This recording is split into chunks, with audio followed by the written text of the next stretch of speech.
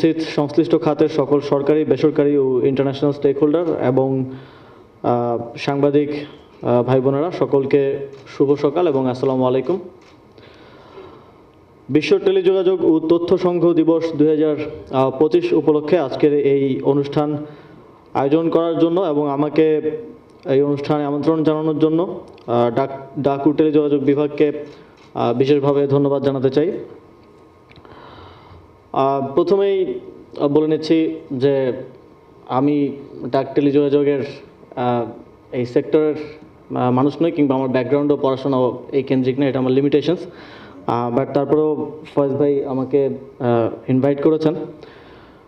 একজন consumer approach থেকে যদি কিছু বলার চেষ্টা করব, যেহেতু আমরা টেলিকমিউনিকেশনের একজন অনেক অ্যাক্টিভ কনজিউমার, সেই জায়গা থেকে অনেকটা নাগরিক অ্যাপ্রোচ থেকেই হয়তো বলার চেষ্টা করব।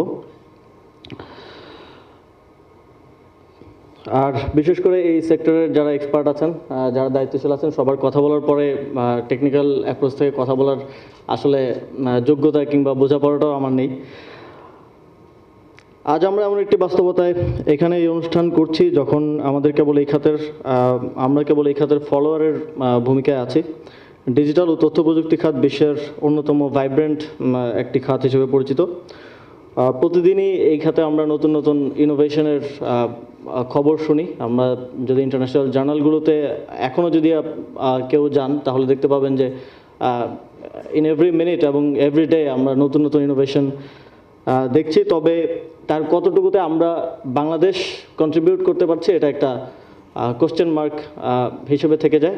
যখন 3G আসলো আমরা ফলো করলাম এবং একটা লম্বা সময় পরে গিয়ে আমরা সেটার সুবিধা আমাদের জনগণকে দিতে পারলাম। 4Gর ক্ষেত্রেও তাই, 5Gর ক্ষেত্রেও আমরা সেভাবেই হয়তো ভাবছি।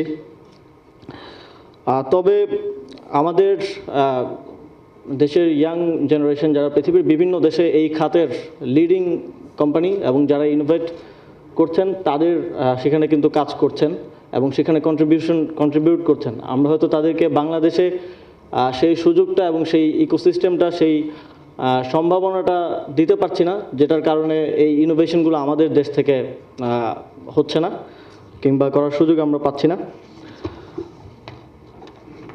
এক্ষেত্রে আমি মনে করি ডেমোগ্রাফিক ডিভিডেন্ড নিশ্চিত করতে হলে প্রযুক্তির প্রপার অ্যান্ড রাইট ইউটিলাইজেশন এবং প্রযুক্তি ইনোভেশনের ক্ষেত্রে আমাদের এই ইয়াং জেনারেশনকে কাজে লাগানোর একটা বড় সুযোগ আছে। আশা করি ডাক টেলিযোগাযোগ বিভাগ এক্ষেত্রে অগ্রণী ভূমিকা পালন করবে। কিছুদিন আগেই আমাদের সরকার সাইবার সুরক্ষা অধ্যাদেশ পাশ করেছে। এখানে আমরা ইন্টারনেটকে নাগরিক অধিকার হিসেবে অ্যাকনলেজ করেছি, কারণ আমরা মনে করি ইন্টারনেট নিছক একটি সেবা নয়, এটি আমাদের জীবন ব্যবস্থার একটি ইন্টিগ্রাল পার্ট। এটা থেকে কাউকে ডিসকানেক্ট করা মানে তার জীবন ঝুঁকিতে ফেলা। আপনারা দেখেছেন জুলাই গণঅভ্যুত্থানে আন্দোলন যখন চূড়ান্ত পর্যায়ে ছিল, তখন মোবাইল, ইন্টারনেট সব কিছু বন্ধ করে দিয়ে, ব্ল্যাক আউট করে দিয়ে আমাদের উপরে যে নিপীড়ন চালানো হয়েছে, এদেশের জনগণকে হত্যা করা হয়েছে এবং সেটা পৃথিবীর থেকে, এমনকি আমাদের থেকেও গোপন করা হয়েছে। যখন আবার ইন্টারনেট ফিরে এলো, তখন আমরা সেই চিত্রগুলো দেখার সুযোগ পেয়েছি। সুতরাং সেই জায়গা থেকে নাগরিক অধিকার হিসেবে ইন্টারনেটকে স্বীকৃতি দেওয়া এবং এর বাস্তবায়ন করাটা এই সময়ের একটা গুরুত্বপূর্ণ লক্ষ্য ছিল, যেটা এই সরকার অর্জন করেছে। আমি ডাক টেলিযোগাযোগ ও তথ্য প্রযুক্তি মন্ত্রণালয়ের দৃষ্টি আকর্ষণ করতে চাই আরেকটি বিষয়ে, যে বাংলাদেশ একটি দুর্যোগপ্রবণ দেশ। বন্যা কিংবা ঝড়ের কারণেও আমরা দেখি এখানে মোবাইল ও ইন্টারনেট সেবা ব্যাহত হয়। ঝড়, বন্যা বা অন্যান্য প্রাকৃতিক দুর্যোগ আমাদের নিয়ন্ত্রণে নেই। তবে কিভাবে আমরা মোবাইল, ইন্টারনেট ও তথ্য প্রযুক্তি খাতকে আরও বেশি ক্লাইমেট রেজিলিয়েন্ট করতে পারি, এই বিষয়গুলো আপনারা ভেবে দেখতে পারেন। ডাক টেলিযোগাযোগ ও তথ্য প্রযুক্তি মন্ত্রণালয়কে আরেকবার ধন্যবাদ দিতে চাই, এই কারণে যে তারা ইন্টারনেটের দাম কমানোর জন্য ইতিমধ্যে কিছু ইনিশিয়েটিভ আপনারা নিয়েছেন। আলাপ আলোচনা চলছে এই বিষয়ে। আমরা গতকালকেও একটা ভালো ডেভেলপমেন্ট দেখেছি। আইএজি এবং আইএসপি স্তরে 20% আগামী 2-1 মাসের মধ্যেই কমিয়ে আনার এক ধরনের সিদ্ধান্ত হয়েছে। তবে এই ক্ষেত্রে আমাদের আরও যারা স্টেক হোল্ডার আছেন তাদেরও সহযোগিতার প্রয়োজন হবে। আমরা চাই যে ইন্টারনেট মার্জিনালাইজড পিপল, স্টুডেন্ট এবং উইমেনদের জন্য সহজলভ্য হবে এবং আমরা যেহেতু এটাকে নাগরিক অধিকার বলছি, নাগরিকরা যেন এটা সুবিধা নিতে পারে সেটা নিশ্চিত করার জন্য এর প্রাইসটা আমাদের জনগণের ব্যবহার উপযোগী জায়গায় নিয়ে আসাটা অত্যন্ত গুরুত্বপূর্ণ। শিক্ষায় আমরা ইতিমধ্যে ইন্টারনেট ব্যবহারে অনেক এগিয়ে গিয়েছি, তবে পাশাপাশি অন্যান্য খাত যেমন বিশেষ করে কৃষি ও স্বাস্থ্যে আমরা আরও মাস লেভেলে কীভাবে তথ্য প্রযুক্তিকে ইউটিলাইজ করতে পারি সেদিকেও আমাদের মনোযোগ দিতে হবে। এছাড়াও তথ্য প্রযুক্তি বিভাগের সাথে আমরাও স্থানীয় সরকার বিভাগ কিছু কাজ করছি। আমরা সহযোগিতা চেয়েছি আমাদের স্থানীয় সরকার বিভাগের যে কার্যক্রম সেটাকে ডিজিটালাইজ করার ক্ষেত্রে তথ্য প্রযুক্তি বিভাগের সহযোগিতা আমরা চেয়েছি। আমরা চাই যে যতটা সম্ভব হয় হিউম্যান টাচ কমিয়ে আনা, যে সেবাগুলো আমাদের স্থানীয় সরকার বিভাগ থেকে দেওয়া হয়। আপনারা জানেন একেবারে ইউনিয়ন পরিষদ পর্যায়ে, ওয়ার্ড পর্যায়ে আমরা সেবা দিয়ে থাকি। সেক্ষেত্রে হিউম্যান টাচই হচ্ছে সবচেয়ে বেশি দুর্নীতি এবং দীর্ঘসূত্রিতার একটা কারণ।